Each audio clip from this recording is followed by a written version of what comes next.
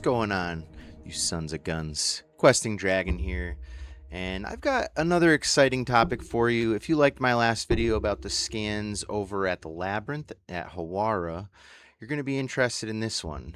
You can see today I'm at the Giza Plateau in Egypt, and we're going to be looking at some recent SAR scans that were done at the pyramids and under the pyramids, and we're going to see what's true and what's speculative here.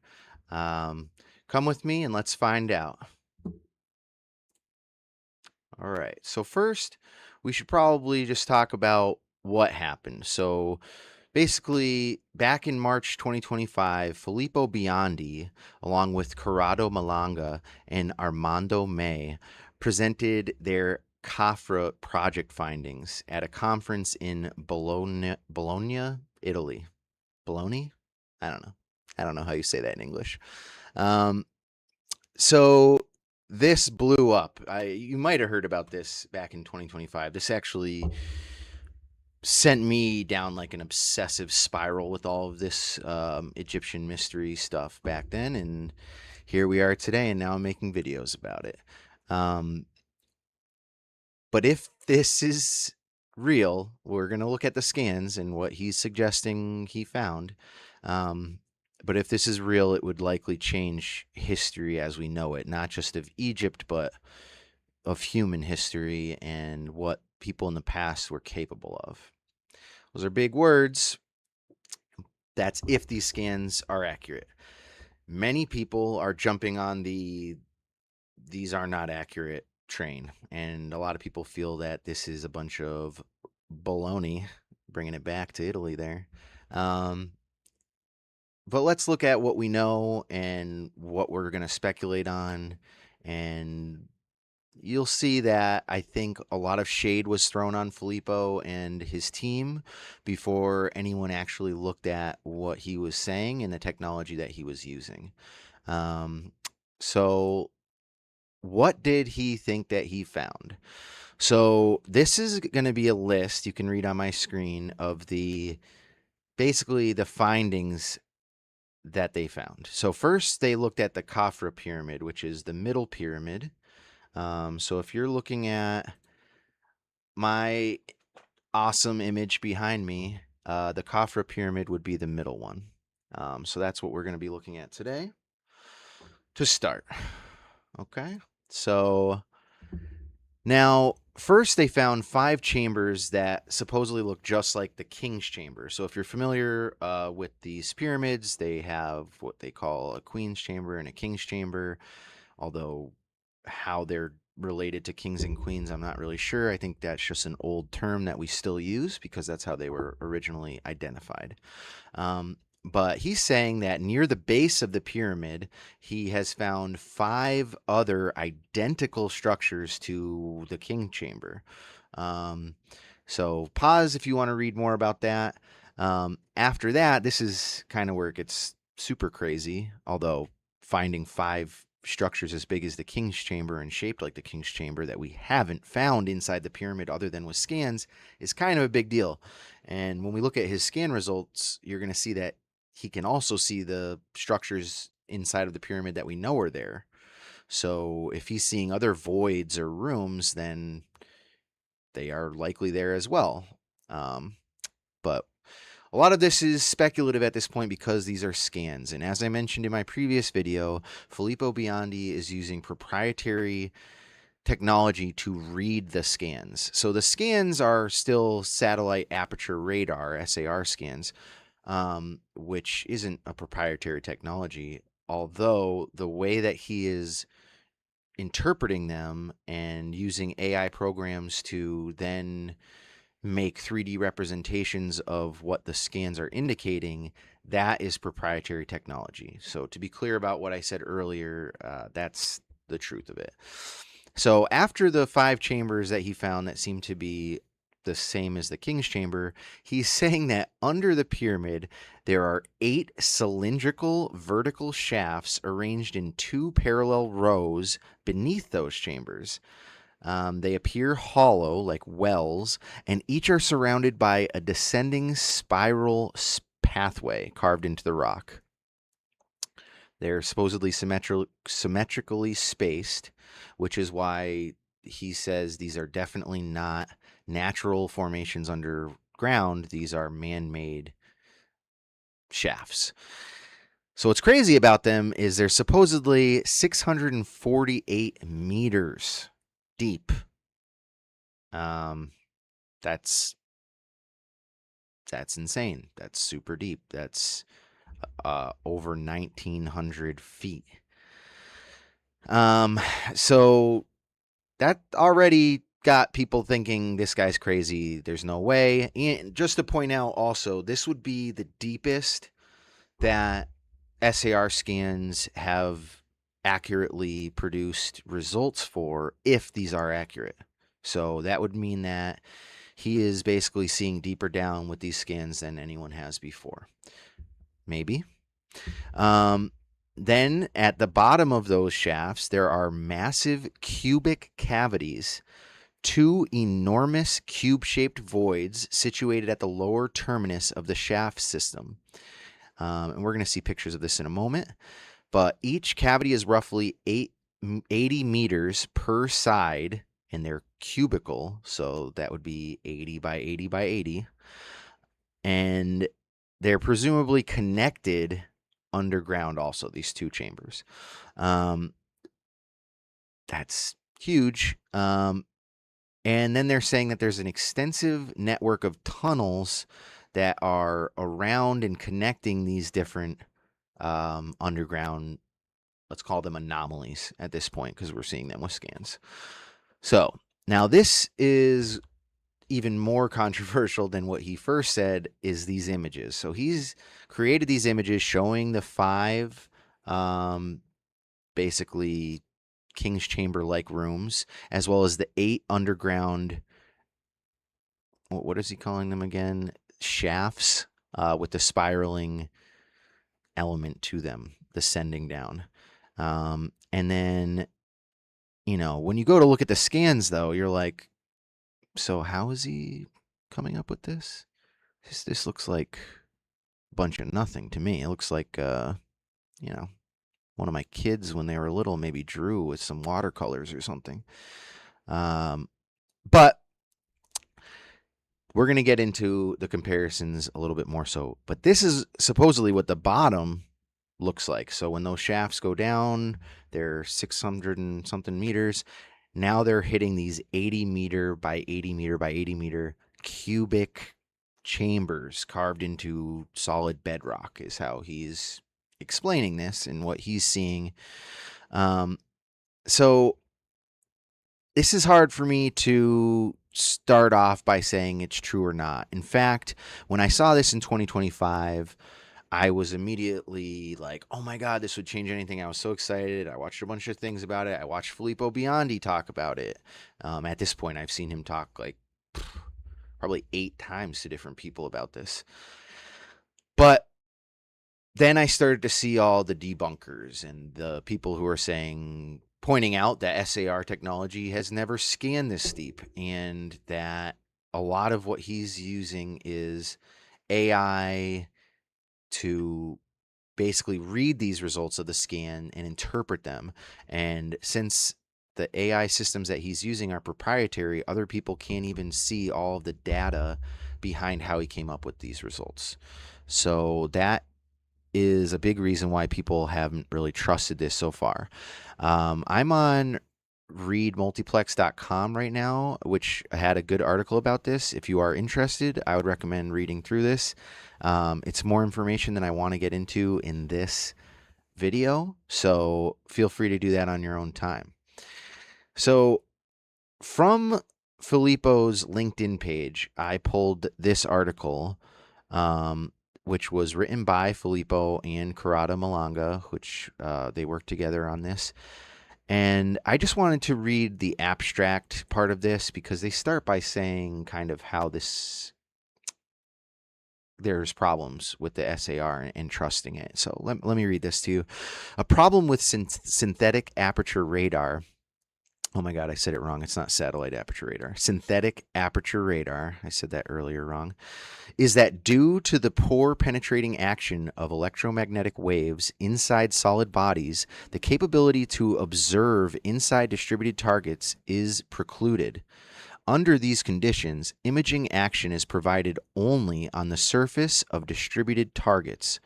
The present work describes an imaging method based on the analysis of micro movements on the Khnum Khufu pyramid, which are usually generated by background seismic waves. The obtained results prove to be very promising as high resolution full 3D tomographic imaging of the pyramid's interior and subsurface was achieved. The Khnum Khufu becomes transparent when observed in the micro movement domain. Based on this novelty, we have completely reconstructed internal objects, observing and measuring structures that have never been discovered before. The experimental results are estimated by processing series of SAR images from the second generation Italian Cosmo SkyMed satellite system, demonstrating the effectiveness of the proposed method. You got that? I got that. So it's complicated, basically. And me saying this sounds so much more simple than listening to Filippo say this. Even though he's Italian, he speaks pretty good English. And hearing him talk about this is like, it's hard to think that this guy is a loon or just making this up, or maybe he's dumb. I mean, definitely he's not dumb. You just got to listen to him for a few minutes. He's been doing this for a long time. He's a professional. And this is kind of like a culmination of his life's work to do these scans and to be able to read them the way that he is. So again, this is at mdpi.com. If you want to look for this, you can see the hyperlink at the top. I would recommend reading through this because this is going to show basically everything that he has to say about these initial scans. It's going to show where he found the different chambers, how he's making these different conclusions, and it's very technical. He's showing a lot of the math behind how they're using these devices and also reading them. And it's over my head. I haven't been in calculus for a while. I don't remember a lot of it. Sorry. But go through it. If you're interested in this, if you want the hard data and the real meat and potatoes of what he's saying, it seems like this website would be where you should check out. I did read through this, and I'm trying to give you my best summary of it. But again, I'm not a scan technician, and unlike a lot of the people online who are throwing out the debunking of this so easily, I'm not going to claim to understand this. This is far beyond my pay grade. Okay, so check it out yourself if you're interested. The scan results are on several different levels. They're using several different means within the scientific method to come to these conclusions. And so if you want to know the truth of this and you have the means, I recommend that you read through this and you figure this out. This is how they're coming up with the voids. This is how they're coming up with everything that happened on their scans. And it's a pretty thorough model of this scan result, basically. So go through it, check this page out. This will show you what they came up with. Now, I did go to Derek Olson's page. He has the Megalithic Marvels YouTube channel, which is also his website. But he gave a much more simplified version of what is going on here. So he already is describing what we just talked about with the Khafra pyramid and the scans that went on underneath it. But what's interesting, and I found this other places too, but he put a nice concise summary here. So he is saying now 4 independent satellite companies have confirmed that there are massive buried structures hidden deep underneath the Great Pyramids of Giza. This news comes straight from Filippo Biondi himself, the scientist who developed the SAR satellite topography imaging scanning method for archaeology. Biondi was interviewed recently by Jesse Michaels on the American Alchemy podcast when he stated that 4 independent satellite operators named Umbra, Capella Space, ICE YE, and Cosmo SkyMed all returned identical raw tomography data showing the same structures buried beneath the pyramids. Biondi stated all 4 satellites gave exactly the same results. That is really amazing. As far as scans go, we just looked at the one at Hawara. Sure, they were all showing something's underground, but they were varied. Each of them saw different numbers of levels underneath the ground, basically based on how far their radar could penetrate the Earth. But Biondi is saying that all 4 of these scan results came out with the same conclusions. We cannot announce anything without these basic scientific methods, he says. Biondi says yes, it is 100% man-made. He says there's an actor that is always present that is related to all these structures, and that is water. When water flows, it generates certain information in terms of vibration that is very precise. The pyramids and water are connected together. Say a gun was to your head, Jesse asked Biondi, what do you think is under the Khafra pyramid? And his response, Biondi's response was, it's hard for me to give you a precise answer because we only know the truth if we go inside the physical earth to check what is there exactly. The final proof is to go inside. He's basically saying, I did my job. I'm the scan guy. Now you guys, Egypt, get out there and look under here. Stop telling people that there's nothing here. So that is an interesting note here, is that no actual excavation has been done to verify this since these claims were made. And as you saw in this picture here, now with all these 4 other scans that have been done, they are showing that it's not just the central Khafra pyramid that has this anomalous like shaft system underneath it with these cubicle rooms. There's also the other pyramid at Menkaure has that, and the other pyramid seems to have the shafts but not the cubicle rooms underneath. But they're showing several other shafts leading down as well, and one of them was under the Sphinx. So these scans seem to indicate that there is stuff underneath the Giza Plateau. A lot of stuff. Deep down, and big stuff. Like much bigger than the pyramid itself, which is wild because the pyramid was the largest structure on Earth until the Eiffel Tower was built. Crazy. So for over 5,000 years, it's wild. Or almost 5,000 years. So one thing I want to say before we go further is that a lot of people have been saying that there were structures underneath the Giza Plateau for years. So there was a famous tour guide, Mr. Aowan, let's call him. I can't think of his first name right now. His son is Yusuf Aowan, who is a tour guide now. His father has passed. But Yusuf's father, Mr. Aowan, used to say that as a child, he would go underground at the Giza Plateau and he could travel between the pyramids. And sometimes he had gotten lost as a kid. And he is a very famous tour guide. That's why I'm bringing him up. But quite a few other people have said this. And I've seen a number of different people at the Giza Plateau when they're on the complex and they're walking from one pyramid to the other. There are these spaces that have like cracks in the ground and they're small, but you can push sand into them pretty much indefinitely. You guys should check this out. Ben Von Kirkwick from Uncharted X has a great video showing this.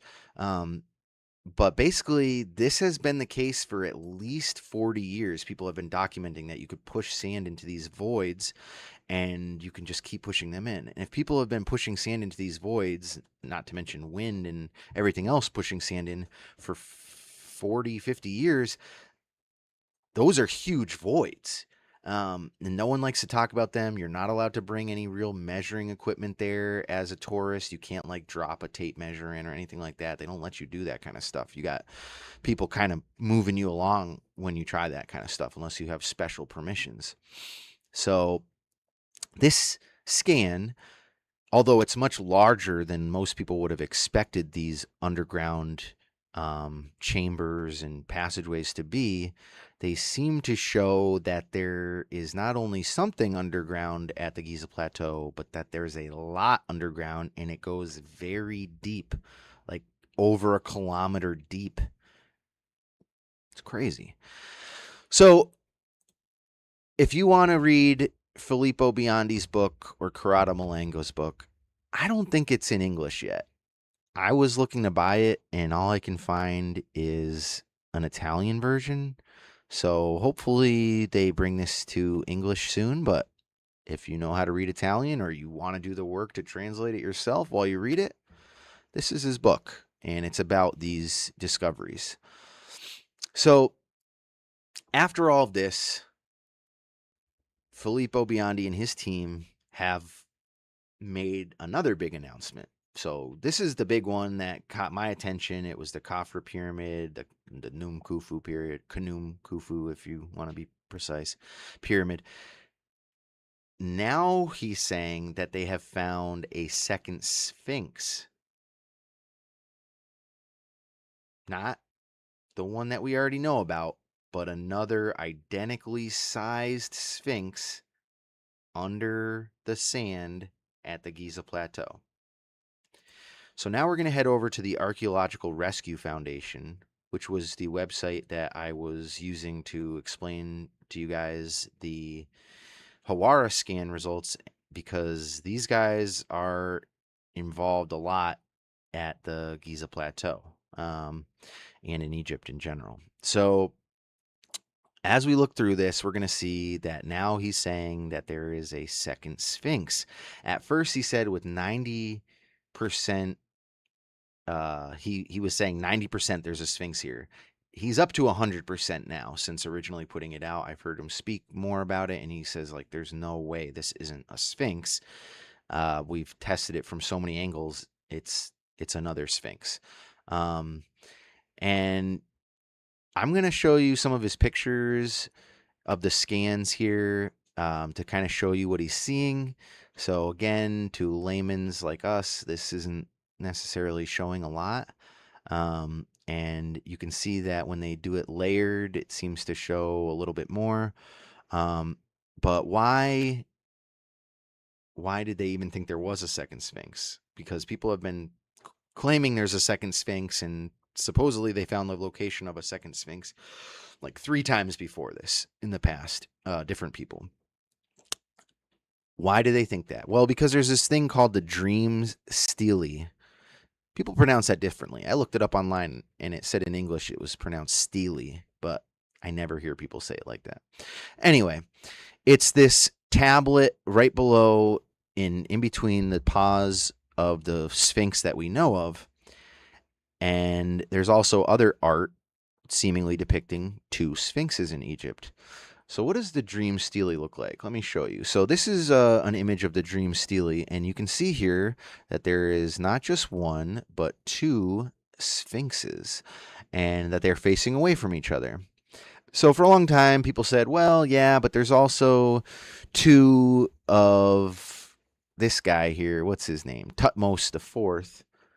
So since there's 2 Tutmos the Fourths, maybe this is just like, them telling a separate story about this guy.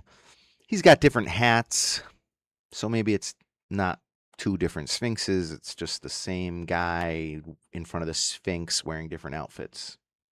That's kind of the thought for a while, but now it seems like, according to Filippo, 100%, he says there is a sphinx here, and let's get into it. Let's look at where they think. This is where other people had proposed locations for sphinxes in the past.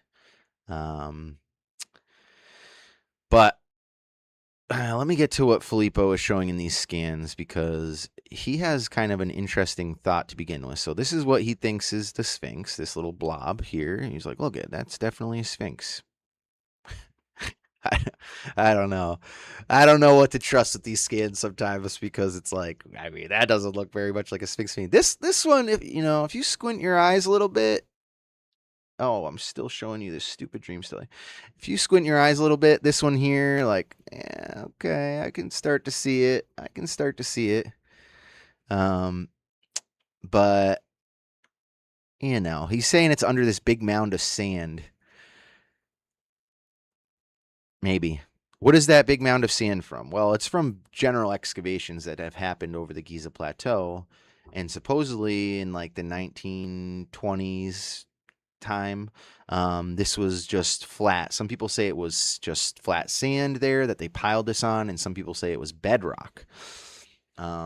Filippo is saying that this is all just sand, and that just like the Sphinx that we know of now was buried in sand, and that's how it was discovered in modern times and had to be excavated. That this one was also buried in sand, and then we just happened to put more sand onto it as we were excavating the plateau. So I'm going to scroll through these scans, but if you're interested in this, you want to take your time on them, head over to the archaeologicalrescue.org website and check out what Filippo's got on there for the second Sphinx scans. So now you're going to show how he did some of this analysis and how he did some of the conclusions based off of his technology that he has. It's starting to look more sphinxy to me as I look at some of these scans, but it's hard for me to know what was the initial scans and then what is his kind of rendering images after of like what he thinks it is, because it's not, a lot of this isn't in English, so I'm pretty sure SFINGE must be Sphinx in Italian. I didn't look this up, so someone verify me, let me know in the comments. But it must be, because they use that word so much. Sphinge. Maybe that means Sphinx. I don't know. That's my guess. Let me know. So, you got all these ones. These green ones, they're starting to look more sphinxy to me too. Like night vision sphinx, maybe. They're pointing out the facial features that match up. Meh. Again, I'm not fully convinced just by looking at the scan results. But I'm trying to find an image of where it is. Huh. Okay, here it is. So this is where it is in relation to the actual pyramids. So you can see it's just off to the side. So what's the big question? The big question is, why aren't we checking? So if someone is saying that there's a sphinx, a second sphinx, one of the most recognizable monuments in the entire world, and it's only buried in sand, why aren't we checking? Filippo is saying there is no bedrock here, or at least that the Sphinx is not under bedrock. So presumably a group of people with shovels could figure this out, and we wouldn't have to talk about these scans anymore. So this is the kind of thing that pisses me off. Why aren't we doing it? I get, okay, yeah, the Giza Plateau, it's already like this super protected place. It's got all of this like hard stone floor that has been assembled, basically foundation around that was built in the past. So it is a little bit more destructive to get down and check under that. That I get. But this is sand, and it's like off to the side. Dig it up. I Why are we talking about this? This is the kind of shit that makes me think that there is suppression. And this is why it makes a lot of people talk about suppression with Egypt. It's stuff like this. We're all spinning circles talking about if there's a sphinx under this mound of sand, go look. I'm trying not to swear because I'm getting upset just thinking about this. But, oh my God. Ugh, all right.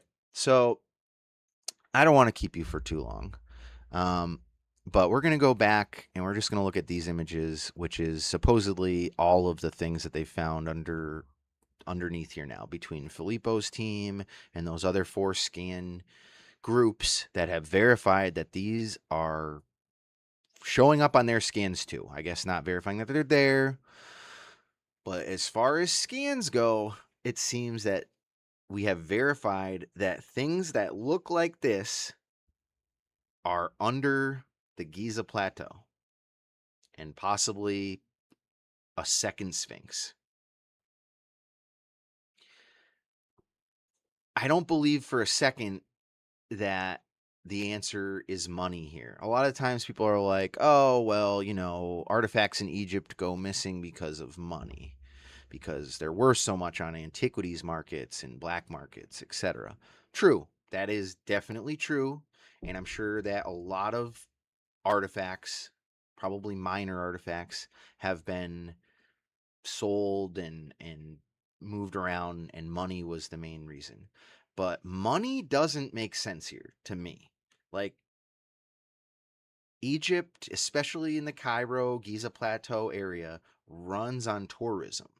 Like, the whole world comes here to look at these things because they're some of the greatest enigmas from our past. So, if there is a second Sphinx under sand, like, I do construction consultations, and I know getting a handful of dump trucks out there and some excavators doesn't cost nearly as much as they would make in the first month of there being a second Sphinx. And to be perfectly honest, if they just made a video of them digging it up and there is no Sphinx there, they would make just as much more money than they spent on the excavation doing that, because the whole world would watch it. Like, so many people are watching this right now. So many people are wondering, is Filippo lying? Is this something that we can trust? Or is this a bunch of horseshit? And people are very far on both sides. And I think the right place to be in is, this is a scan, so let's verify it. Let's do some excavation. Let's do some actual archaeologists, and look underground, especially when we're talking about sand. That's the one that really ticks me off. It's like we're talking about sand. Let's move some sand and figure out if there's a second Sphinx. I don't want to go on forever about this, so I'm going to wrap up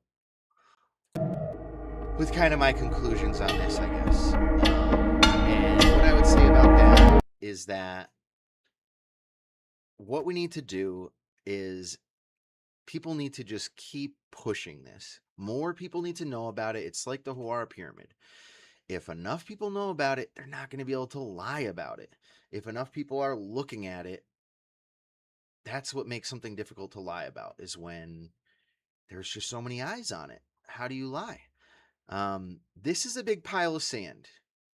People are there every day. This is one of the most, it might be the greatest tourist location on Earth. I mean, someone correct me if I'm wrong, but I believe the Giza Plateau is probably the biggest tourist destination of ancient sites on the planet.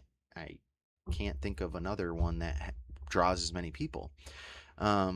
So this seems like a necessity that we work on getting this done. Get on board with me.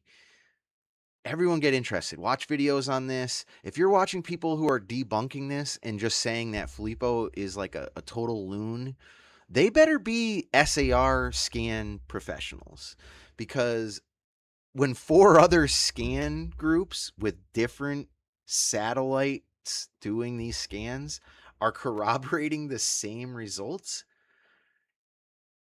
you can't just listen to some idiot on YouTube saying that it's not real.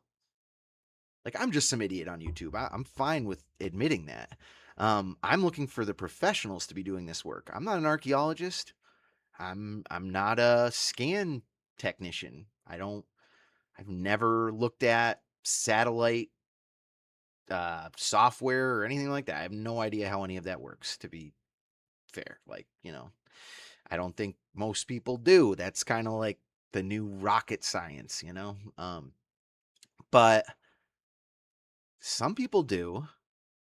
They are hired by different governments to do these scans for more practical reasons besides archaeology, and they have been proven to work.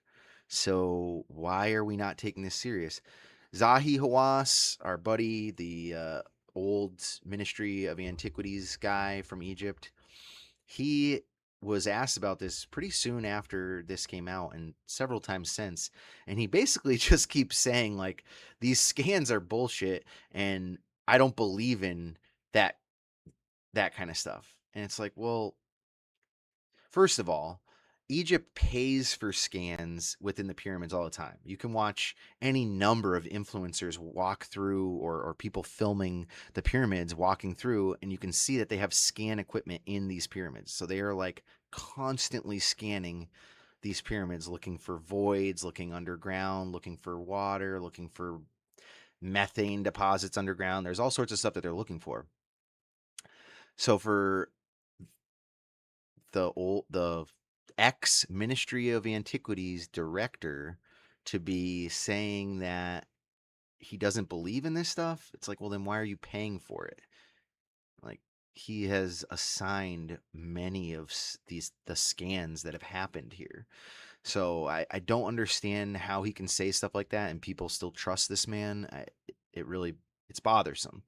And also the fact, let's just say this, the fact that they call this guy the Indiana Jones of real life is bullshit, because Indiana Jones is dope and this guy is such a lying piece of shit. Like, I'm just putting that out there.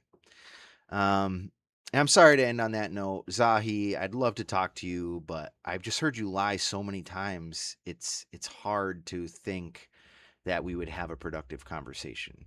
Um, if you are interested in kind of verifying that I am even talking the truth about him lying, Jimmy Corsetti, who made a recent video about Zahi Hawass's excavation of the Osiris shaft, would be a good video for you to watch. He, with great evidence and documentation, proves systematically that Zahi Hawass has lied about such things as bodies being found, or sorry, skeletal remains being found in the Osiris shaft in the sarcophagus that was found there.